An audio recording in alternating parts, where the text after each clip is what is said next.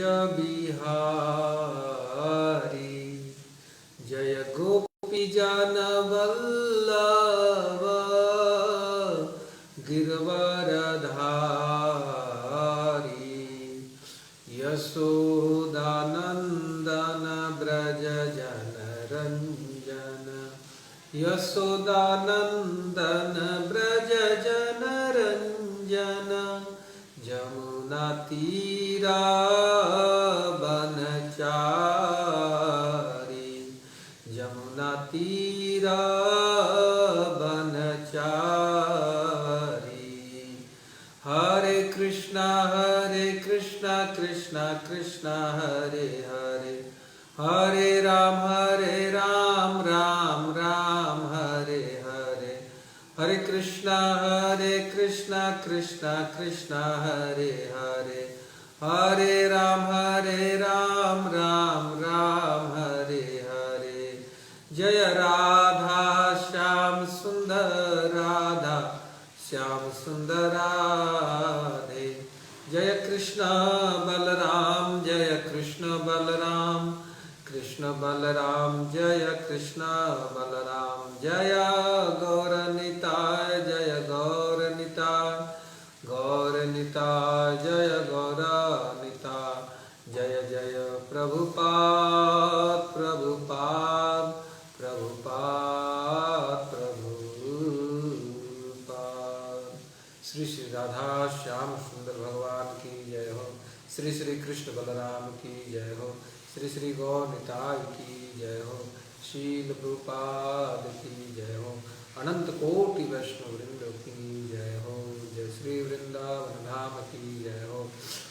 सनातन गोस्वामी पाद की जय हो। नामाचार्य शील हरिदास ठाकुर की जय हो।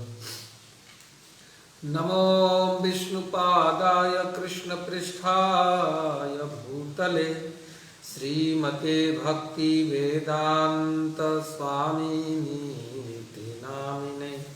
नमस्ते सारस्वते देवे गौरवाणी प्रचारिणे। निर्विशेष शून्यवादी पाश्चात्य देश तारिणे। जय श्री कृष्ण चैतन्य प्रभु नित्यानंद। श्री अद्वैत गदाधर श्रीवासदि गौर भक्तवृंद। हरे कृष्ण कृष्ण कृष्ण हरे हरे। हरे राम राम राम हरे हरे। यं प्रव्रजन्तमनुपेतमपेतकृत्यं द्वैपायनो विरह कातरया जुहाव। पुत्रेति तन्मयतया तरवोऽभिनेदुस्तं सर्वभूतहृदयं मुनिमानतोऽस्मि। नारायणं नमस्कृत्य नरं चैव नरोत्तमं देवीं सरस्वतीं व्यासं ततो जयमुदीरये। कृष्णाय वासुदेवाय देवकीनन्दनाय च नन्दगोपकुमाराय गोविन्दाय नमो नमः। नमः पंकजनाभाय नमः पंकजमालिने। नमः पंकजनेत्राय नमस्ते पंकजाङ्घ्रये। यत् कीर्तनं यत् स्मरणं यदिच्छनं यद्वन्दनं यच्छ्रवणं यदर्हणं लोकस्य सद्यो विधनोति कल्मषं तस्मै सुभद्रश्रवसे नमो नमः। भूतैर्महद्वीर्यै महापुरो विभुर्निर्मायसेते यदमुषु पुरुषः भुङ्क्ते गुणान् षोडशात्मकः सोऽलङ्कृशिष्ट भगवान् वचांसि मे। योऽन्तः प्रविश्य मम वाचमिमां प्रसुप्तां सञ्जीवयत्यखिलशक्तिधरः स्वधाम्ना। अन्यांश्च हस्तचरणश्रवणत्वगादीन् प्राणान् नमो भगवते पुरुषाय तुभ्यं। नमो महद्भ्योऽस्तु नमः शिशुभ्यो नमो युवभ्यो नम आवटुभ्य। ये ब्राह्मणागामवधूतलिङ्गा चरन्ति तेभ्यः शिवमस्तु राज्ञाम्। हे कृष्ण करुणा सिंधो दीनबंधो जगत्पते गोपेश गोपिका कांत राधा कांत नमस्तुते। तप्त कांचन गौरांगी राधे वृंदावनेश्वरी वृषभानुसुते देवी प्रणमामि हरिप्रिये। जयतां सुरतौ पंगो मम मंदमतिर्गति मत सर्वस्व पदाम्भोजो राधा मदन मोहनो। वाञ्छाकल्पतरुभ्यश्च कृपा सिन्धुभ्य एव च पतितानां पावनेभ्यो वैष्णवेभ्यो नमो नमः। नमो महावदन्याय कृष्ण प्रेम प्रदायते कृष्णाय कृष्ण चैतन्य नाम्ने गौरत्विषे ओम नमो भगवते वासुदेवाय। ओम नमो भगवते वासुदेवाय। ओम नमो भगवते वासुदेवाय। तो सुख महाराज परीक्षित सुखदेव संवाद के अगले कड़ी में आज हम सब प्रथम स्कंद के 18 अध्याय के श्लोक संख्या 14 प्रारंभ करते हैं। First canto chapter 18 text number 14 श्लोक संख्या 14। ओम नमो भगवते वासुदेवाय। को नाम तृप्येत रसवीत कथाया महत्तमेकान्तपरायणस्य नान्तं गुणानाम गुणस्य जग्मु योगेश्वराये भवपाद्ममुख्याः। को नाम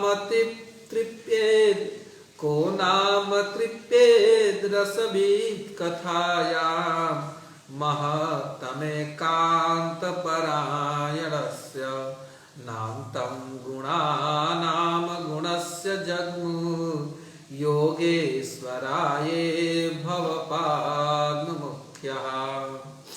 को नाम तृप्येद रसवीत कथायां महत्तमेकान्तपरायणस्य नान्तं गुणानाम गुणस्य जग्मु योगेश्वराये भवपाद्ममुख्यः।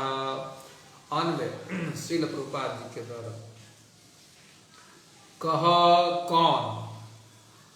कौन है वह नामा विशेष रूप से तृप्येत पूरा संतोष प्राप्त कर ले, रसवेद अमृत रस का स्वादन करने में पटु, कथायाम कथाओं में, महत्तम जीवों में सबसे महान भगवत भक्त, एकांतः एकमात्र, परायणस्य आश्रय का, न कभी नहीं, अंतम अंत, गुणानाम गुणों का, अगुणस्य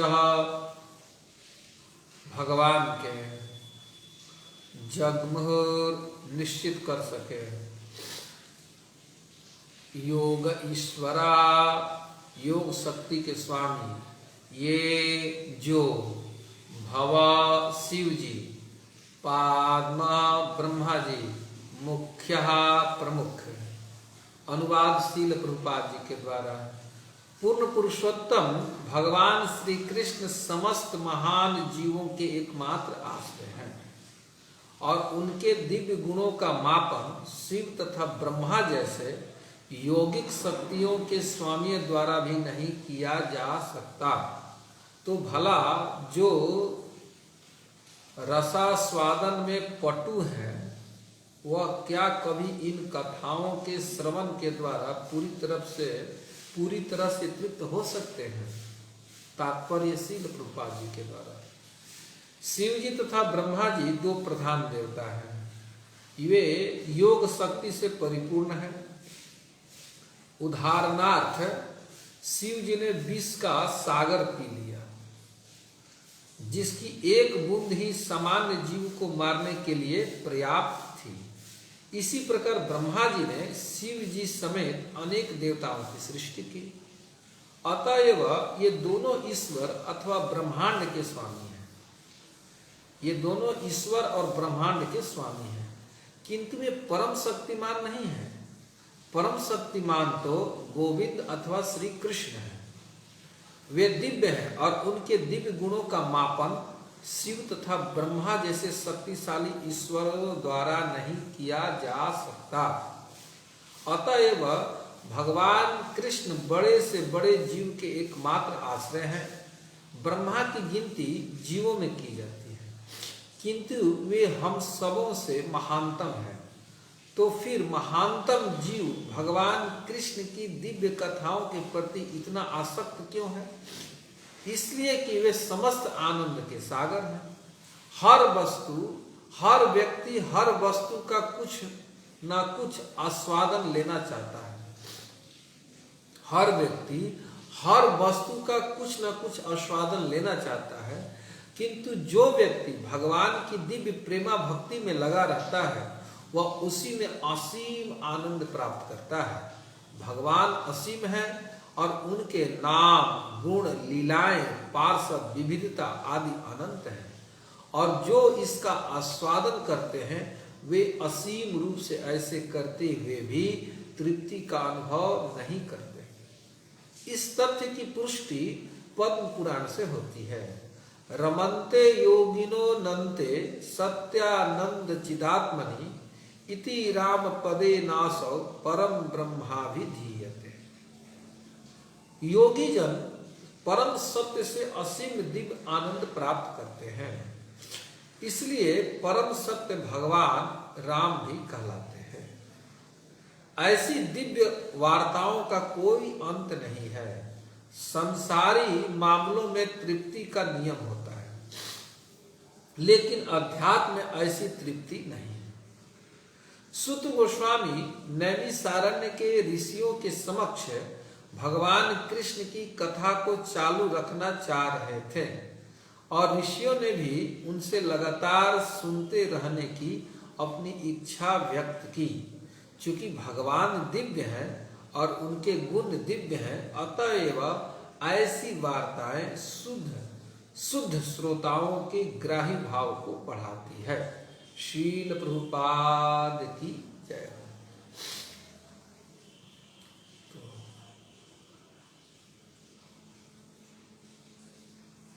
हरे कृष्णा। तो जो प्रस्तुत श्लोक है ये शौनकादिक ऋषि के द्वारा कहा गया है नैमिषारण्य में सुत गोस्वामी से। तो प्रस्तुत श्लोक में कह रहे हैं कि महत एकांत परायणस्य भगवान अगुणस्य भगवान महत्तम। महत मतलब होता है भगवान के भक्त। तो बड़े बड़े जो महत्तम मतलब ये सुपरलेटिव डिग्री में हुआ, गुड, बेटर, बेस्ट। तो जो महत्तम वैष्णव है, परम भक्त है, तो भगवान अगुणस्य ही, भगवान ही एकांत परायणस्य, उनके लिए एक मात्र भगवान ही आश्रय है। और इनके जो गुण है अनंतम, भगवान के जो गुण है वो अनंत है। भगवान के नाम अनंत हैं, भगवान की लीला, गुण, रूप, माधुरी, भगवान के परिकर, ये सब अनंत हैं। और इसका माप नहीं किया जा सकता है, इसकी सीमा का पता नहीं लगाया जा सकता, सीमित नहीं किया जा सकता है। इसको मापा भी नहीं जा सकता कितना अनंत है। अनंत अपने आप में अनंत होता है जिसका कोई अंत ही नहीं है, ना तो प्रारंभ है ना तो अंत है। तो कह रहे हैं शौनकादिक ऋषि कि भगवान के अनंत गुण है, अनंत गुणाना, भगवान के अनंत गुण है। अगुणस्य, भगवान निर्गुण है, ये प्रकृति के अधीन नहीं है। प्रकृति जो है ये जड़ प्रकृति त्रिगुणात्मक है, 3 गुणों से बना है। और इस प्रकृति में जितने चीजें हैं सब इन 3 गुणों के अधीन है। और हम सब भी इसी प्रकृति में स्थित हैं। तो हम सब का भी ज्ञान, विशुद्ध ज्ञान कि हम भगवान के, ये भी इन 3 गुणों के प्रभाव में आने के कारण ढका हुआ है। हम त्रिगुणात्मक प्रपंच में स्थित हैं। तो भगवान कभी कभी संसार में आते हैं लीला करने के लिए, तो वे भगवान जो हैं, ऐसा नहीं समझना चाहिए कि वे भगवान भी प्रकृति के अधीन हो गए ना, प्रकृति उनके अधीन है।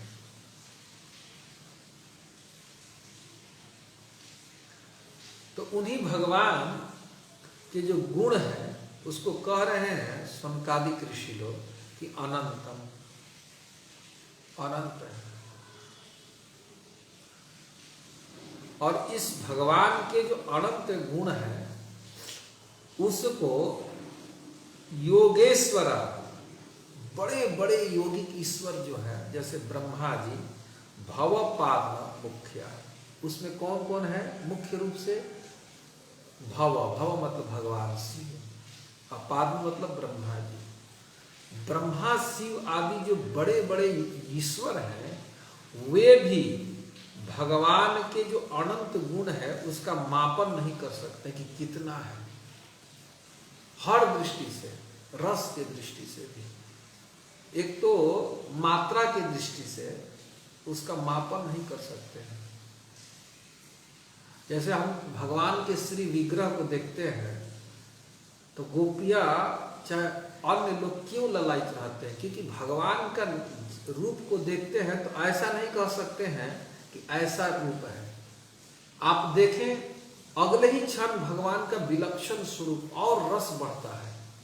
इसीलिए भक्त लोग भगवान के रूप को देखने के लिए नित्य ललायित रहते हैं, छटपटाते रहते हैं, क्योंकि उनका जो रूप है नित्य वर्धन को प्राप्त करता है, बढ़ता रहता है और देखने पर लगता है कि ये नवीन रूप है, अभी अभी हमने इसको देखा नहीं। इसलिए भगवान की रूप माधुरी को देख करके व्यक्ति अतृप्त बना रहता है, छटपटाते रहता है। और उसी प्रकार से भगवान के जो गुण है वो अनंत है। व्यक्ति इसको गा के कभी खत्म नहीं कर सकता है। और ये जो भगवान के जो नाम है, रूप हैं, गुण हैं, ये रस से भरे पड़े हैं। रसो वही, साक्षात रस है। ये संसारिक रस की तरह नहीं है कि इससे तृप्ति हो जाएगी। इसको जितना व्यक्ति पीता है, जितना श्रवण करता है, जितना गाता है, जितना रूप को देखता है, उसकी अतृप्ति बढ़ती जाती है। ऐसा क्यों बढ़ती है? क्योंकि रूप को देखा तो आकर्षित हो जाता है व्यक्ति, उससे देखना चाहता है।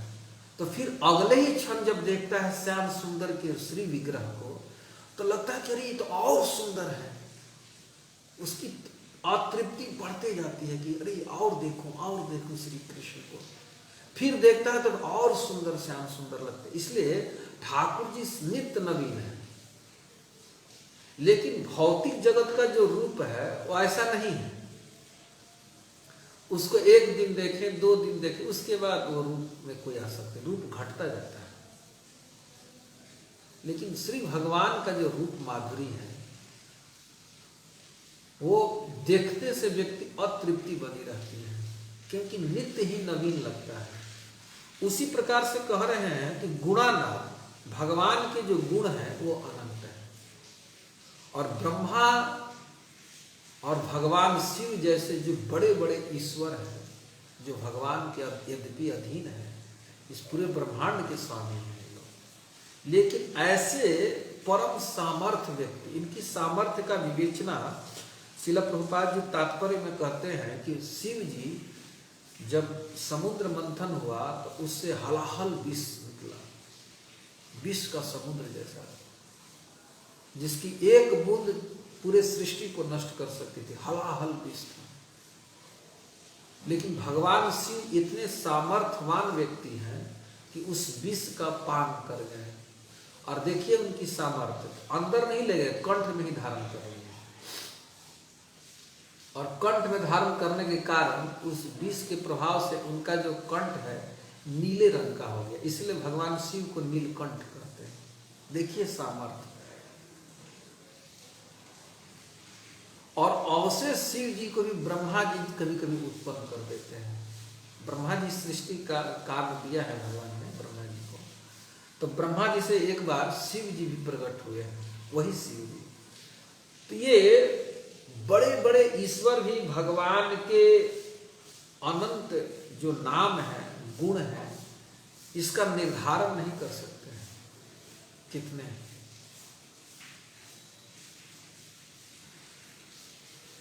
तो वही जो ईश्वर हैं, भगवान हैं, जिनके नाम अनंत हैं, गुण अनंत है, रूप अनंत है, लीला अनंत है, और सब रस से भरे पड़े हैं, परम दिव्य रस। इस भौतिक जगत में हम इस रस की तुलना किसी चीज से नहीं कर सकते हैं। जैसे भगवान के रूप की तुलना कभी कभी, अभी संसार में कुछ है ही नहीं तो कमल से कर देते हैं, कमल नयन, हस्त कमल, चरण कमल। लेकिन भगवान का जो श्री विग्रह है कमल जैसा थोड़े है, कमल तो इस संसार में उमला जाता है, लेकिन भगवान के लिए कोई ऐसी वस्तु नहीं है कि जिससे तुलना करके बताया जा सकता है। इसीलिए श्रुतियां, वेद नेति नीति कह के प्रणाम कर लेते हैं। वेद जो है, श्रुतियां नेति नीति, कि अब हम पार ही नहीं पा सकते हैं।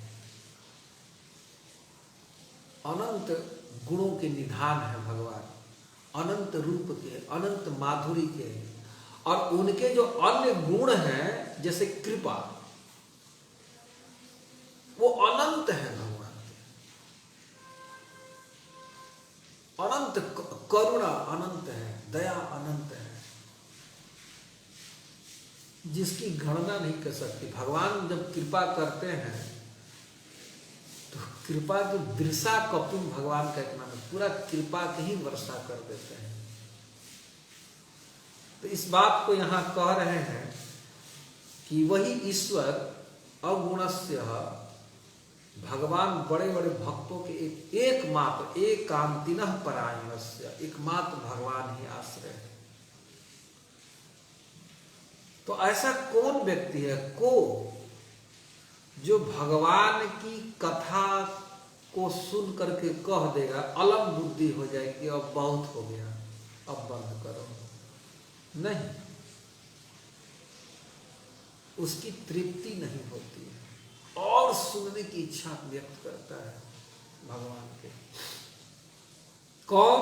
रसविद, जो रस के पटु हैं, जानते हैं रस क्या है, जानकार है,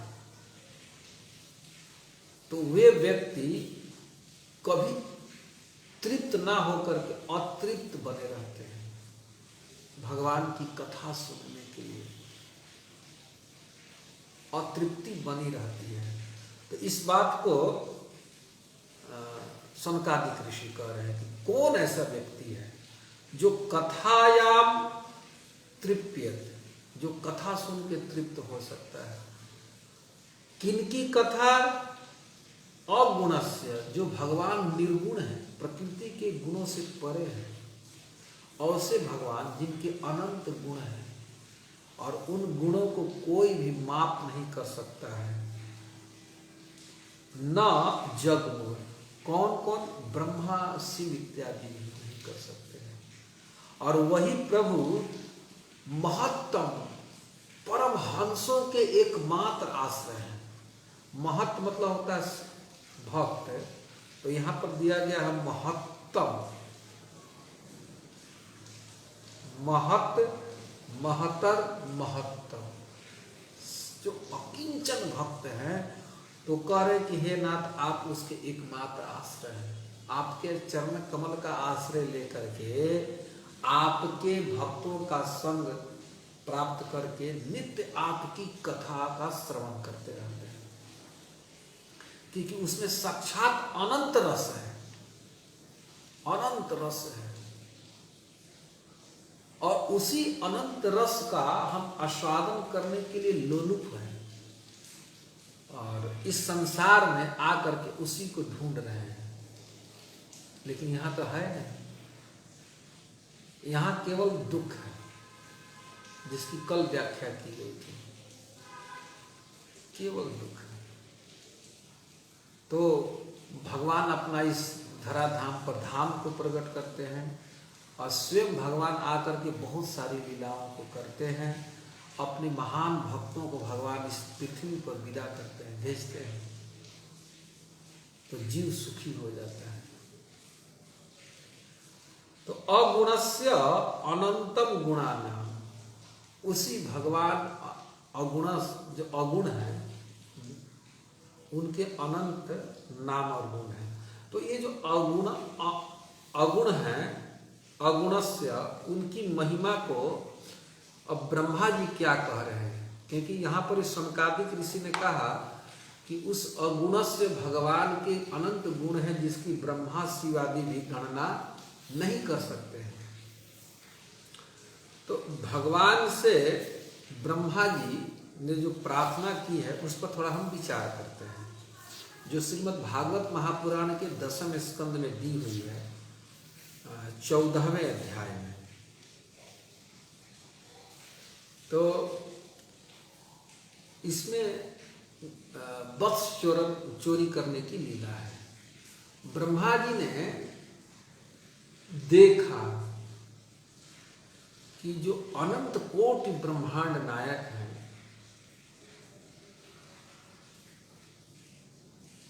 वे ईश्वर इस वृंदावन में गौओं के पीछे पीछे चल रहे हैं, बछड़ों के जूठन, अपने सखाओं के जूठन को खा रहे हैं।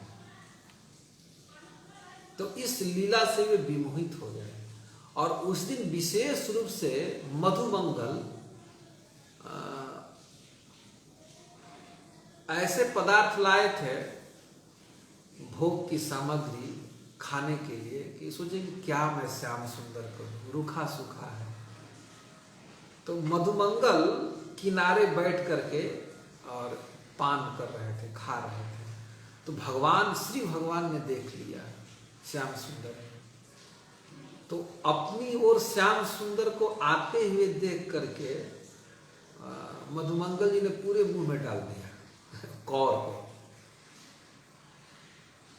कि मैं क्या ऐसा वस्तु श्याम सुंदर को दूं। लेकिन भगवान तो भक्त वत्सल है, वृंदावन में तो विशेष करके भक्तों के अधीन है।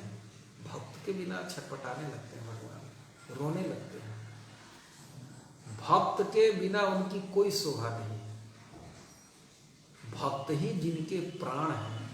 तो मधुमंगल को भगवान ने पटक करके, और अभी तो कवर सब मुख में था, तो मुख में मुख डाल करके भगवान निकाल लिए थोड़ा सा, और खाने लगे जूठन। इस लीला को देख करके ब्रह्मा जी जैसे व्यक्ति विमोहित हो गए, ये ईश्वर कैसे हो सकते, मोहित हो गए। तो मोहित होने के कारण जो वन में गौवे कुछ दूर पर चल रही थी, तो उसको भगवान ने गाय बछड़े को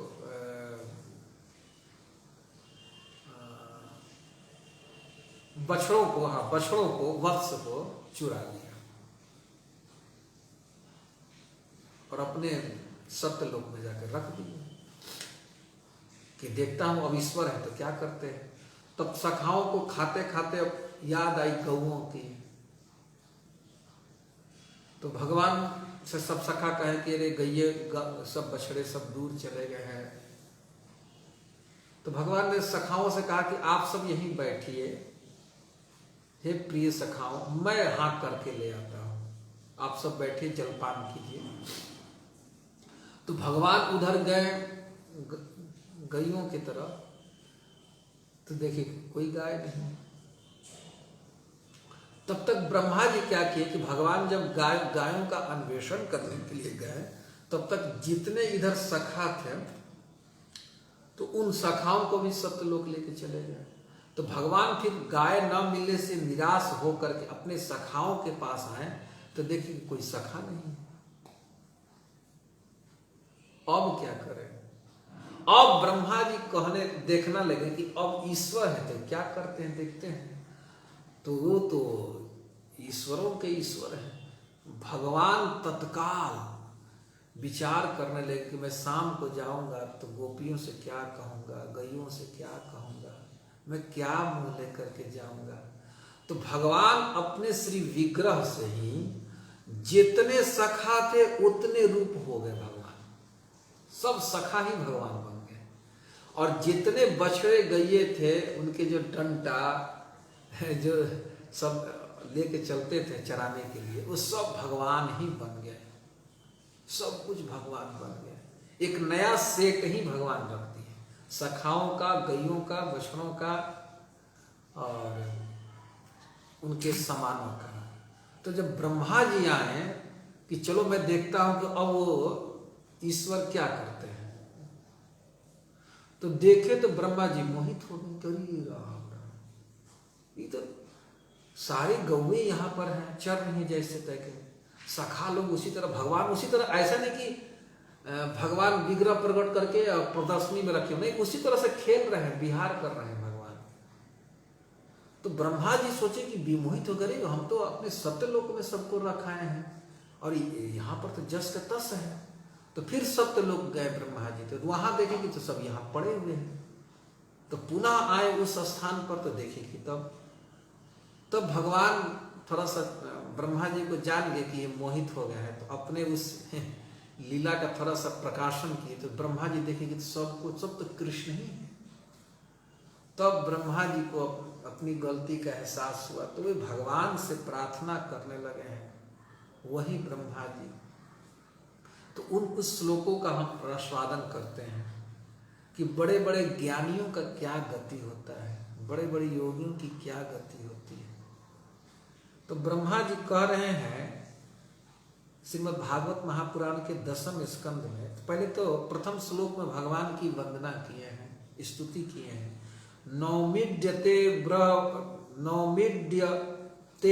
भ्रवप्स तडिनंबराय गुंजावतंस परिपिच्छल सन्मुखाय वन्य सर्जय कवल वेत्र विषाण वेणु लक्ष्मी श्रिये मृदुपदे पशुपांग जाय। तो इसमें कह रहे हैं कि हे श्री कृष्ण, आपका मेघ श्याम शरीर है, बिजली के समान आपका पीतांबर है, और गुंजा के कुंडल भगवान वन में अपनी शोभा भगवान वन की वस्तुओं से करते हैं। तो गुंजा के कुंडल धारण किए हैं और मयूर पुच्छ को धारण किए हैं परिपिच्छल, और वन्य सृजय और वनमाला, वन में जो बने हुए फूलों की जो माला उसको धारण किए हैं, और कवल, और हाथ में भगवान उसमें ग्रास लिए थे, क्योंकि सखाओं के साथ भगवान जलपान कर रहे थे। तो सखा लोग उसी समय जलपान हाथ में लिए भगवान चल गए थे गौवा के, तो हाथ में ग्रास लिए हुए हैं और वेणु लिए हुए हैं, और विषाण मतलब श्रृंगी, इस तरह के डंडा आदमी लिए रहता है जो गौ चराते हैं, और लक्ष्मण श्री, और भगवान के छाती पर वक्षस्थल पर श्री वत्स का चिन्ह है, और सन्मुखाय मृदु पदे, भगवान सम्मुख है, ब्रह्मा जी के खड़े हैं, कोमल चरण है, पशुपांग जाया, गोपाल नंदन, गोपाल के भेष में है। तो उस ईश्वर की इड्य, जो इड्य स्तुति करने लायक है, ते नौमी, उस ईश्वर को प्रणाम करने लगे ब्रह्मा जी, और कहने लगे अस्यापि देव बपुसो मदनुग्रहस्य कहने लगे कि हे नाथ, ये जो आपका जो श्री विग्रह जो सामने है मेरा वपु, मद अनुग्रह आया, ये मुझ पर कृपा करने के लिए आया है, प्रकट है। और जो आपका जो ये रूप है स्व इच्छामय है, ऐसा नहीं कि कोई बनाया है, अपनी इच्छा से आपने प्रकट किया है। और न तो भूतमयस्य, ये कोई पंच भौतिक वस्तुओं से निर्मित आपका श्री विग्रह नहीं है। और इस श्री विग्रह को मनसा अंतरेण, बड़े बड़े लोग मन के द्वारा समाधि में आपके इस श्री विग्रह की महिमा को जानने में समर्थ नहीं है। हम ज्ञान के द्वारा भगवान को न समझ सकते हैं न जान सकते हैं, केवल भगवान की भक्ति से जाना जा सकता है। इसको कह रहे हैं कि ज्ञाने प्रयास मुदपास्य नमन्त एव जीवन्ति सन्मुखरितां भवदीय वार्ताम् आस्थान स्थिता स्मृतिगतां तनुमां मनोभिः ये प्रायसो जितोपस्यस्त्रिलोक्यां।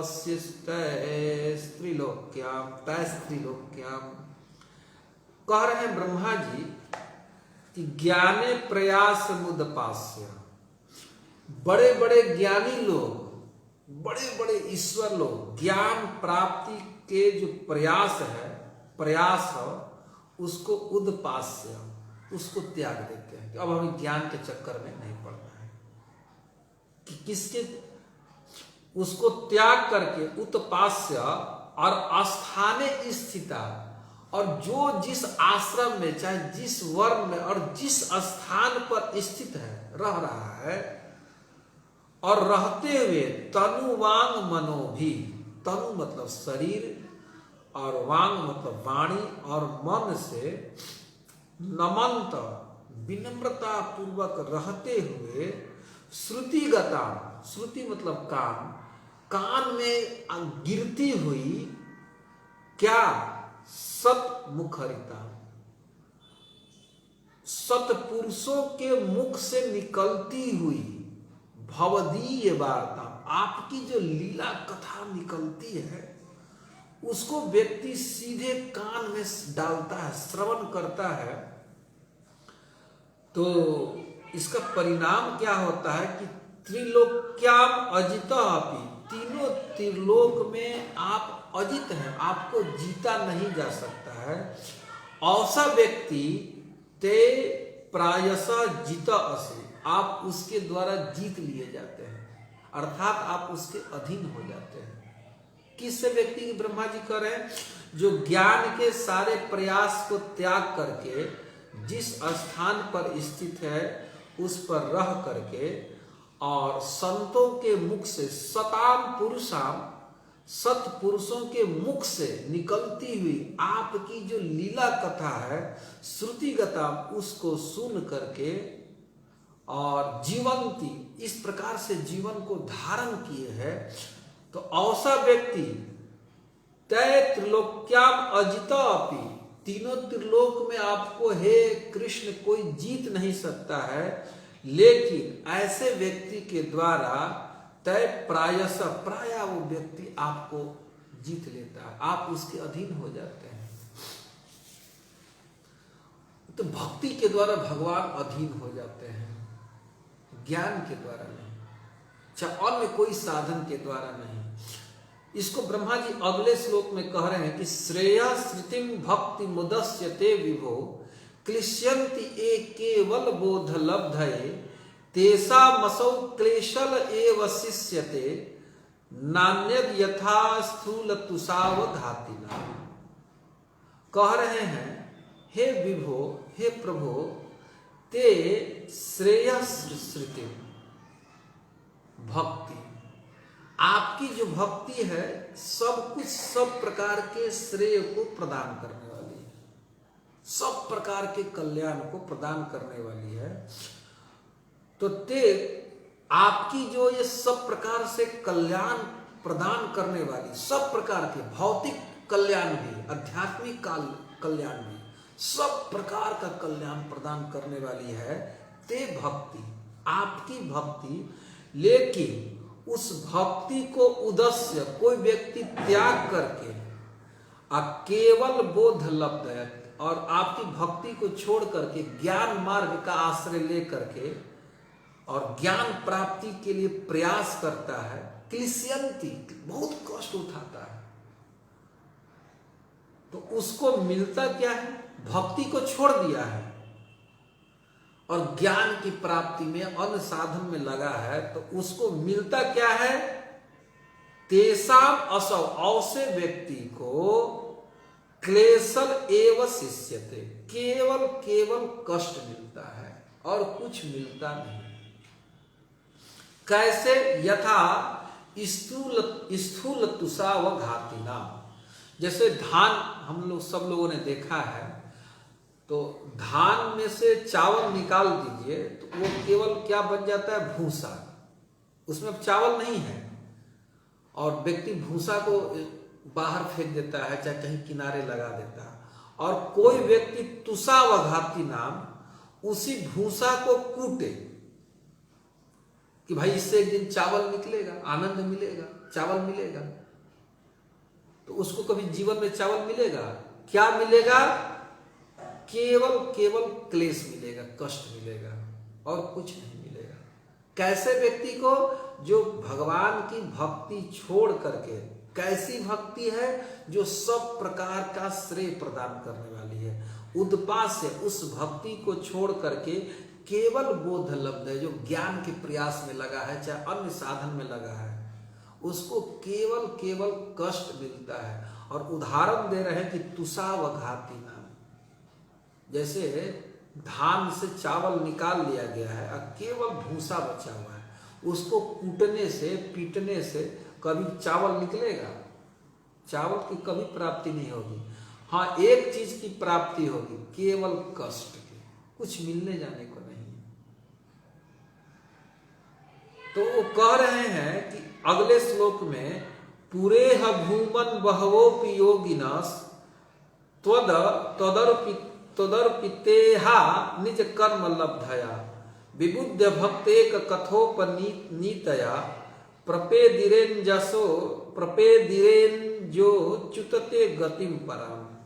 ये अगले श्लोक में कह रहे हैं कि हे प्रभु, हे भूमन, हे सर्वव्यापक प्रभु, यह पूरा बहवा, इस संसार में, इस लोक में, इस ब्रह्मांड में, जो भौतिक ब्रह्मांड, जो अनेक भौतिक ब्रह्मांड है, ब्रह्मा जी कह रहे हैं यह पूरा, इस भौतिक ब्रह्मांड में पूरा, पहले बहवा योगिना अपि, बड़े बड़े योगी लोग पहले, आज से पहले, निज कर्म, अपने कर्म को, और इहा मतलब होता है चेष्टा, प्रयास, त्वत् अर्पित, वो सब आपको अर्पित कर दिए हैं। क्या क्या? निज कर्म, सब अपने कर्म, अपने ज्ञान, अपनी चेष्टा, प्रयास, ज्ञान इत्यादि जितने चीज हैं, त्वत् अर्पिता, आपको अर्पित कर दिए हैं। और अर्पित कर करके आपकी कथा को उपनीतया, आपकी कथा को केवल सुनते हैं, और इस कथा के श्रवण मात्र से ही भक्त एवं उसको भक्ति की प्राप्ति होती है। और हे अच्युता, उस व्यक्ति जो कथा श्रवण से उसकी जो भक्ति जो बढ़ी हुई है, उस भक्ति को प्राप्त करके विबुधा, और आपको जान जाता है श्रवण भक्ति से, वो विबुधा, ब्रह्मा जी करें, वो आपको जान जाता है। और जान करके हे अच्युत, अंजह, अंजह मतलब सरलता से, एकदम आसानी से, बिना प्रयास के, ते परम गति प्रपेदिरे, आपके परम धाम को प्राप्त कर लेता है। कैसे? अंजसा, एकदम बिना प्रयास के, सरलता से, सुगमता से आपको प्राप्त कर लेता है। कौन? अच्छा, क्या एक व्यक्ति नहीं, बहवस दे रहे हैं, अनंत लोग। और कब कर रहे हैं? पूरा, पूरा मतलब पहले, बहुत लोग आपको प्राप्त कर गए।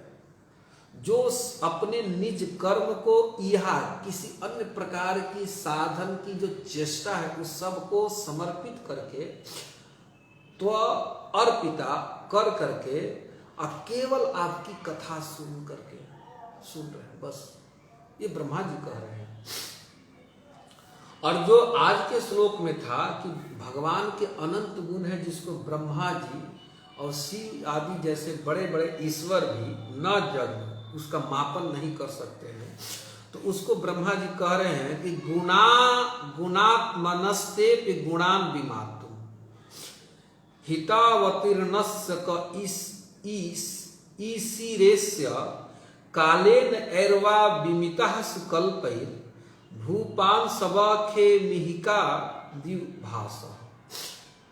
वो कहते हैं कि ये यही काल है। कोई व्यक्ति बहुत अनंत काल तक क्या करे, भूपान सवह, कोई व्यक्ति ऐसा है समर्थ है तो हो सकता है कि पृथ्वी में जितने धूलि के कण है उसको गिन ले। वो ऐसा समर्थ व्यक्ति होता है कि गिन सकता है।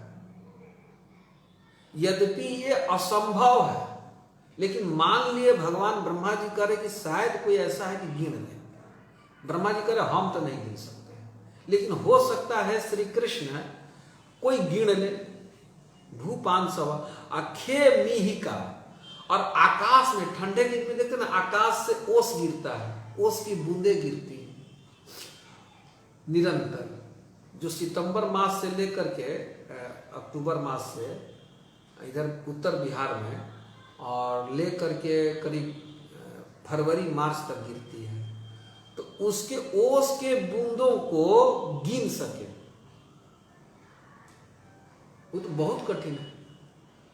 और जो ओस को बींदे जब महास्टॉक से यार उसको भी गिन सकता है। और द्विभाष, और आकाश में जितने तारे हैं उसको गिन ले। विमता, गिन लेने में सुकल्प है, हो सकता है कि समर्थवान बन जाए। तो ऐसा व्यक्ति भी देखिए, पृथ्वी के धूल कण को गिन पाना तो असंभव है, कोई नहीं कर सकता। लेकिन ब्रह्मा जी कह रहे कि शायद कोई ऐसा व्यक्ति विमिता सुकल्प ही हो सकता है कि समर्थवान हो, गिन सके। आकाश में से गिरने वाली जो अनंत ओस है शायद उसकी गणना कर ले। आकाश के जितने तारे हैं उसकी भी गणना करने में हो सकता है कि सामर्थ्य को प्राप्त कर ले। लेकिन अस्य हित अवतीर्णस्य, हे प्रभु जो आप भक्तों के हित के लिए जो अवतार लेते हैं, तते आपके गुण आत्मना, आपके स्वगुण स्वरूप के गुणान, जो आपके जो गुण हैं, विमातुम का ईशिरे, कौन व्यक्ति जो आपके गुणों को गिन सकता है? कोई नहीं गिन सकता। ये ब्रह्मा जी कह रहे हैं। तो इस श्लोक में हम सब ये जाने कि भगवान के अनंत गुण हैं और उन्हीं गुणों को ब्रह्मा जी कह रहे हैं कि जो व्यक्ति ज्ञान के प्रयास में लगे रहते हैं तो उन व्यक्ति को केवल कष्ट मिलता अन्य साधन में। और जो आपकी जो भक्ति है वो परम श्रेय सुति, परम श्रेय प्रदान करने वाली हर प्रकार की। और आपके भक्तों के मुख से सन्मुखरिता भवदीय वार्ता, आपकी जो कथा है भक्तों के मुख से निकल करके अश्रुतिगता, कोई व्यक्ति जहां भी है उसके कान में ऐसे गिरती है और उसको सुनता है और इसी पद्धति को जीवंती अपना जीवन बना लेता है। तो ऐसे व्यक्ति, हे अजित, आपको त्रिलोकी में कोई नहीं जीत सकता है, लेकिन ऐसे भक्त के आप द्वारा जीत लिए जाते हैं। और ऐसा व्यक्ति अंजसः आसानी से इस भवसागर को पार करके आपको प्राप्त कर लेता है। अंजसः आसानी से, केवल कथा सुन करके। तो बताइए, ज्ञानी बनने में तो खाली घाटा है, तुषा व घाती नाम, केवल क्लेश मिलेगा। इस बात को ब्रह्मा जी कह रहे हैं। बहुत बड़े भगवान के भक्त। ब्रह्मा जी सत्यलोक के निवासी हैं, वहां असत्य का प्रवेश ही नहीं, बिल्कुल सत्य बात कह रहे हैं ब्रह्मा जी, और स्वयं भगवान श्री कृष्ण के सामने कह रहे हैं। तो सब सखा लोग वहीं पर थे, तो कहे कि कौन चार मुख वाला है, क्या कह रहा है। सब सखा लोग तो सोचे कि अरे हमारा तो खेल कूद में विघ्न बन गया, सब गौवे चढ़ रही है। अब ब्रह्मा जी से भगवान इसलिए कुछ बोला नहीं, तो ब्रह्मा जी भी समझ गए कि हमें यहाँ से चलना चाहिए, भगवान की लीला में विघ्न पड़ रहा है। सखा सब ऐसे ताक रहे थे, कौन चार मुख वाला है व्यक्ति, क्या बात कर रहा है कन्हैया से। तो इसीलिए सखा लोग भी जा करके श्री कृष्ण से थी अपनी अपनी माताओं से रोज कहते थे कि मैया हम लोग गौचारण कर रहे थे तो आज एक विचित्र प्रकार का प्राणी आया था। क्योंकि भगवान जब लीला करते थे गौचारण तो ब्रह्मा शिव बड़े बड़े देवता लोग आकर के दर्शन करते थे भगवान की लीलाओं का। इसका वर्णन वेणु गीत में आता है। देव्यो विमान गतया, देवताओं की जो पत्नियां हैं अपने पतियों के साथ विमान पर चढ़ करके भगवान का दर्शन करने आती थी।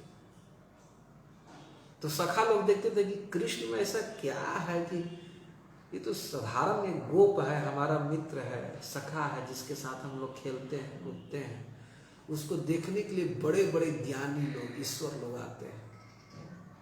यद्यपि सखा लोग नहीं जानते कि ईश्वर है, देखते कि कोई है आता है, तो अपनी माताओं से जाकर के रात में कहते थे कि उस दिन के लीला का वर्णन करते थे कि सब गोपियों का मन कृष्ण में आसक्त था। तो कृष्ण गोचारण करने जाते थे तो सबकी माताएं सुनने की इच्छा ललायित रहती थी, इच्छा रखती थी अपने पुत्रों से कि आज की क्या लीला हो, कन्हैया ने क्या क्या किया, कौन कौन सी बातें हुई।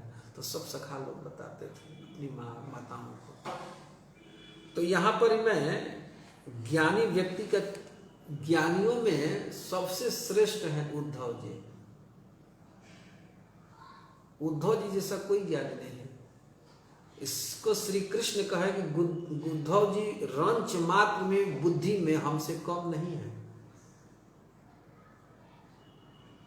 उद्धव जी भगवान के परम सखा हैं। उसको कह रहे हैं भगवान इसी 10वें स्कंद के 47वें अध्याय में उद्धव जी के बाद परिचय दे रहे हैं कि वृष्टि नाम परवरो मंत्री कृष्णस्य दैतः सखा।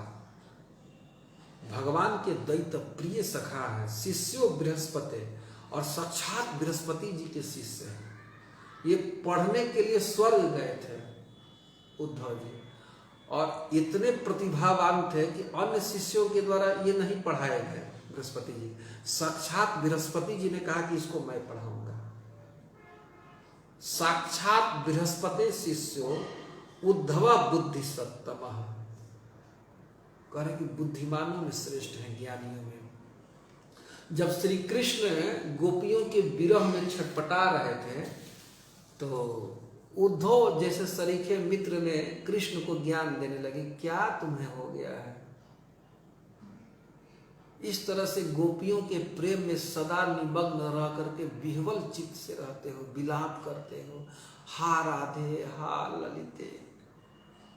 और एक पद है रत्नाकर जी का जिसको मैं गाना चाहता हूं कि भगवान ब्रज का किस प्रकार से याद करते हैं और किस प्रकार से वो कहते हैं।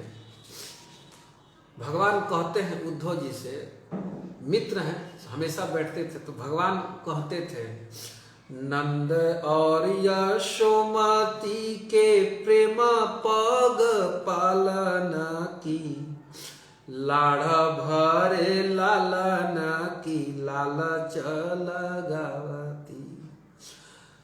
कह रहे हैं भगवान उद्धव जी से, उद्धव जी का हाथ पकड़ के कि हे उद्धव, नंद और यशोदा ने हमें जिस प्रकार प्रेम से पाल पोस करके बड़ा किया है तथा उनके स्नेह समन्वित पोषण का लोभ आज भी हमें ब्रज की ओर खींच रहा है। मैं ब्रज की ओर मेरा मन जा रहा है। उनका जो प्रेम है, जिस प्रकार से प्रेम से मैया ने हमें लालन किया, पोषण किया, वो मुझे लालच उत्पन्न करे हो। कहे रत न कर सुधाकर प्रभासो मणि, मंजू मृग नैननी के गुण गान गावती। और श्री कृष्ण कह रहे हैं कि चंद्रमा की उज्जवल चांदनी से ओतप्रोत तथा मधुर हिरणियों के जैसे नेत्र वाली ब्रजंगनाओं की स्मृति बार बार आ जाती है मुझे। और कह रहे हैं कि जमुना का क्षारनी को रंग रस रारनी की, विपिना बिहारनी की हौसहु मसावती। और जमुना जी का भगवान स्मरण कर रहे हैं, जिस जमुना जी के तट पर भगवान गोपियों के साथ बहुत विहार किए हैं, लीला की है, उसका स्मरण कर रहे हैं। जमुना का क्षारनी की, रंग रस रारनी की। और जमुना जी के तटों पर भगवान बहुत रास किए हैं, रास मंडल की, क्रीड़ा की, सखाओं के साथ भी भगवान बहुत विहार किए हैं। तो उसको याद कर रहे हैं, उस खेल की याद कर रहे हैं। और यहाँ तक कि विपिन बिहारनी और रारनी को और सखाओं के साथ भगवान बहुत झगड़ा भी किए हैं, परस्पर में विवाद झगड़ा किए हैं कृष्ण, तो उसको भी भगवान बहुत याद कर रहे हैं। और कह रहे हैं सुधि ब्रज वासनी दिवैया सुख रासनी की, उधौनीत हमको बुलावन को आवती। जंगल में घूमने की इच्छा आज भी बलवत होती, मैं वृंदावन जाऊं, ये मेरी प्रबल इच्छा हो रही है, मैं भाग जाना चाहता हूं। हे उद्धव, ब्रज के निवासियों ने, सारे ब्रजवासियों ने जो हमें सुख दिया, दिवैया सुख रासनी, सुख देखिए भगवान क्या है, रसोवई इसमें है कि भगवान में अनंत गुण है, अनंत रस है, जिसका भक्त लोग पान करते हैं, पीते रहते हैं। वो श्री कृष्ण को कौन रस के सागर को कौन रस प्रदान कर रहा है? ब्रज, वृंदावन। और वृंदावन में सब गोप गोपी लोग। भगवान कह रहे हैं कि सुधि ब्रज वासनी दिवैया रस सुखा, तो सुख रासनी के, जो ब्रज का जो सुख है, ब्रजवासियों ने जो हमें सुख दिया, उन सब सुखों की, पिता की, गोपियों की, उन स्थानों की, जैसे गोवर्धन आदि की स्मृति हमें नित्य हमको बुलावन को आवती, हमें बुला रही है।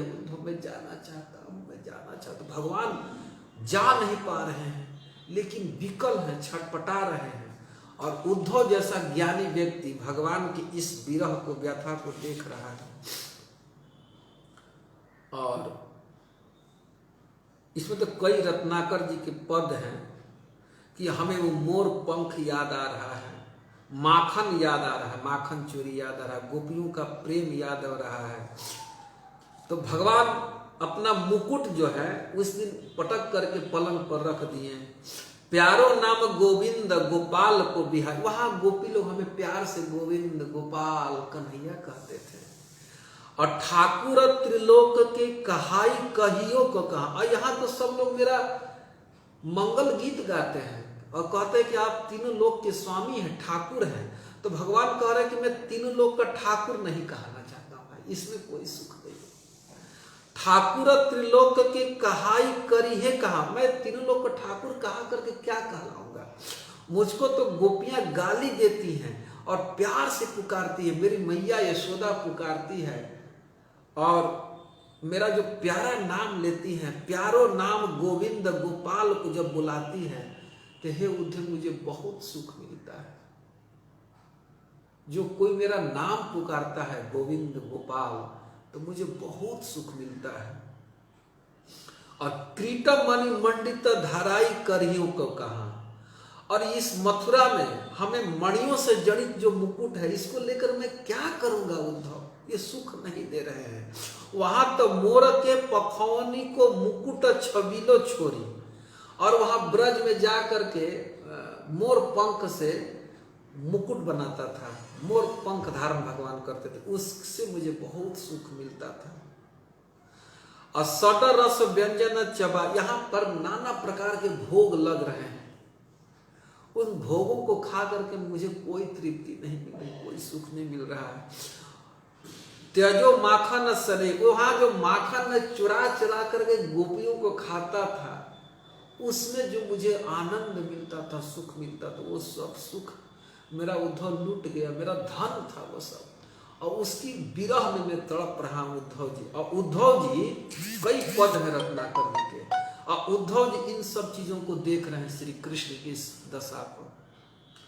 श्री कृष्ण अपने को संभाल नहीं पा रहे हैं, तो भगवान उद्धव जी को ब्रज में भेजे हैं, क्योंकि उद्धव जी ज्ञान में सब श्रेष्ठ थे। तो प्रेम शास्त्र को तो पढ़े नहीं, और प्रेम शास्त्र का यूनिवर्सिटी है वृंदावन। विश्व का प्रेम शास्त्र का जो विश्वविद्यालय है वो है वृंदावन, और उसकी प्रोफेसर हैं, आचार्य हैं गोपियां। तो अपने मित्र को गोपियों के पास भेजना चाहते थे भगवान, क्योंकि भगवान दिन रात विकल होकर के रोते थे, हाय हे राधे हे राधे हे राधे। और भगवान की विकलता को, विह्वल स्थिति को उद्धव जी सह नहीं पाते थे, तो कहते थे कि अरे क्या रो रहे हो, मेरे पास, मैं जाऊंगा गोपियों को ज्ञान में से युक्त कर दूंगा। भगवान को भी बहुत ज्ञान देते थे कि क्या कृष्ण रो, लेकिन भगवान पर कोई प्रभाव नहीं पड़ा। तो भगवान भेजे हैं उद्धव जी को, जो ज्ञानियों में शिरोमणि हैं, और वहां जाकर के जब नंद बाबा से उनकी बात हुई है, तो वही उद्धव जी कहे कि आपका जीवन श्रेष्ठ है। और जब गोपियों से मिले हैं, तब तो उद्धव जी का सारा ज्ञान ही नष्ट हो गया है। इसको रत्नाकर जी पद में कहते हैं कि वृंदावन अभी पहुंचे नहीं है, ब्रज के मार्ग में है। तो कहते हैं, लेके उपदेश और संदेश पान उधो चले, सुजस कबाई वो उछाह उदगार में। तो भगवान की जो चिट्ठी है, संदेश को लेकर के उद्धव जी वृंदावन के मार्ग, वृंदावन में जा रहे हैं, और जाके सोच रहे हैं कि मैं बहुत बड़ा यश कमाऊंगा, गोपियों को दिव्य ज्ञान दे करके उनकी माता यशोदा को और नंद बाबा को ज्ञान दे करके उनके दुख का मैं हरण कर लूंगा, तो ये बहुत बड़ा मेरा सुजस होगा, यश होगा। तो सुजस कमाई गो, मैं बहुत बड़ा यश कमाऊंगा, उत्साह उदगार। उद्धव जी इस प्रकार से उमंग स्थिति में जा रहे हैं। कहे रत्ना कर निहारी कान कातर पे, आतुर भये यो रहो मन न संभार में। और इस प्रकार से उद्धव जी बड़े उत्साह से सोचते हुए जा रहे थे, किंतु कृष्ण की विकलता को देखकर उनका मन अपने बस में नहीं रह गया था। कृष्ण की विकलता को तो रोज देखते थे। तो वे जब ज्ञान गठरी की गांठी सर की न जानो कब, हरे हरे पूंजी सब सर काना का छार में। जो उद्धव जी को जो ज्ञान की जो गठरी लेके जा रहे थे, तो जब ब्रज के निकट पहुंचे, तो उनके अनजाने में उनकी ज्ञान रूपी जो गठरी थी, और कुछ जो ज्ञान था वो एक एक करके जमुना जी में और कुछ तमाल के वृक्ष में गिर करके नष्ट हो गया। और जब वे ब्रज में जा करके गोपियों की प्रेम विकलता को देखे, प्रेम की अवस्था को देखे, तो संसार का सबसे श्रेष्ठ ज्ञानी व्यक्ति का हृदय में ज्ञान सब नष्ट हो गया। गोपियों के प्रेम में पागल हो गई। उद्धव जी ब्रज में गए थे एक दिन समझाने के लिए, लेकिन गोपियों के अधीन हो गए उद्धव जी। वो तो कृष्ण को केवल संदेश देना था गोपियों, इसलिए मथुरा गए। नहीं तो उद्धव जी ने प्रार्थना किया है कि हे नाथ, मुझे यहीं पर ब्रज में ही निवास दीजिए, यहीं पर मैं गोपियों के यहाँ पर मुझे तीर्ण बना दीजिए कि गोपियों की चरण धूलि हम पर पड़े और मैं धन्य हो जाऊं। वही उद्धव जी जब गोपियों के श्रीमुख से भगवान श्री कृष्ण की लीला कथा को जब सुने, जिसको ब्रह्मा जी कह रहे हैं सन्मुखारिताम भवदीय वार्ता, तो गोपिया गुरु है, भगवान के आचार्य है। तो उनके मुख से जब कृष्ण कथा को जब सुने, नंद बाबा से सुने, तो उनकी ज्ञान की गठरी सब खत्म हो गई। गुरु और प्रेम में पग गए, प्रेम से ओतप्रोत होकर के विह्वल हो गए। हा प्रियतम, हा गोपी, हा कृष्ण। और वही श्री कृष्ण से उल्हाना कर है कि आप वृंदावन चलिए। तो ये उद्धव जी की स्थिति है। तो इस श्लोक में हम सब भगवान के अनंत गुणों पर विचार किए, जो साक्षात रस है, और इसी रस को पी करके जीव सुखी हो सकता है और आसानी से अंजसा भगवान को प्राप्त कर सकता है। इसमें बिल्कुल कठिनाई नहीं है और जीव सदा के लिए सुखी हो जाएगा अनंत। क्योंकि भगवान के रूप गुण लीला आदि को सुन करके स्वर्ग आदि की ऋषि, कौन ऐसा व्यक्ति है जो तृप्त हो जाएगा? सदा अतृप्ति बनती रहती है। ऐसा नहीं कि अभाव, रस की माधुरता नित्य बढ़ते रहती है, व्यक्ति मतवाला हो जाता है। और कथा और कथा, और श्री कृष्ण के रूप को देखूं, और श्री कृष्ण के नाम को लूं, हरे कृष्ण कृष्ण कृष्ण हरे हरे, हरे राम राम राम हरे हरे। इस रस का हमें अनुभूति नहीं हो रहा है। इसको गोस्वामी तुलसीदास जी ने एक पद में गाया है, क्योंकि विषय रूपी सर्प ने हमें डस लिया है। देखते हैं सर्प किसी को डसता है तो गोल की मिर्च खिलाते हैं। मिर्च यद्यपि तीता होता है, लेकिन जिसको सर्प ने डस लिया है, विष चढ़ गया है पूरे शरीर में, तो गोल की जैसे काली मिर्च उसे तीता नहीं लगता है। तो उसी प्रकार से ये संसारिक जो भोग है, विषय है, ये विष के समान है। तो इस विषैले सर्प ने हमें काट लिया है। तो हमें कृष्ण रस का आस्वादन नहीं मिल पा रहा है। लेकिन निरंतर हम कथा सुनते रहें, भक्तों के सानिध्य में रह करके नाम कीर्तन करते रहें, तो ये जो विष का प्रभाव है कम हो जाएगा। श्री कृष्ण ही सपेरे हैं और उनकी कथा और उनके भक्त लोग, उनका सेवन करेंगे तो सब विष हमारे शरीर से नष्ट हो जाएगा और जीव सुखी हो जाएगा। तो मैं कथा को यही विराम देता हूँ। आप सब भक्तों के चरणों में दंडवत करते हुए जय श्री प्रभुपाद।